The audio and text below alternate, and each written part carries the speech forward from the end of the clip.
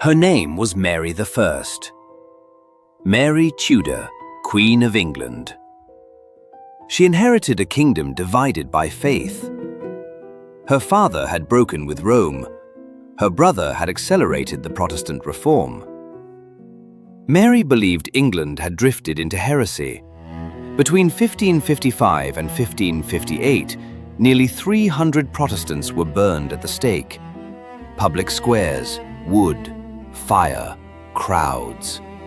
In her mind, this was restoration, a nation corrected through flame. History, however, performs its own reduction. It compresses reigns into adjectives, turns policy into a single word: Bloody Mary.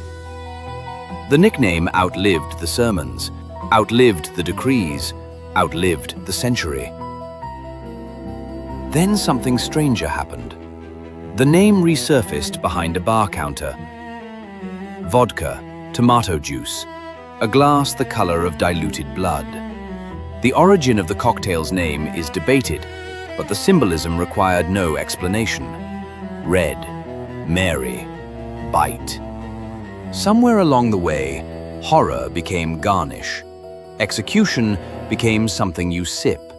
And the migration did not stop there.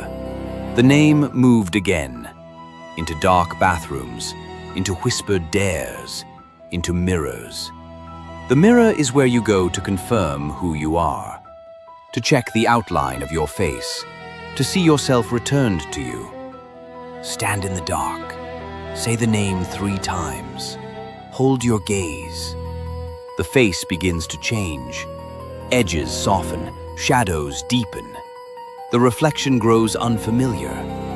You search for yourself. Something older seems to look back.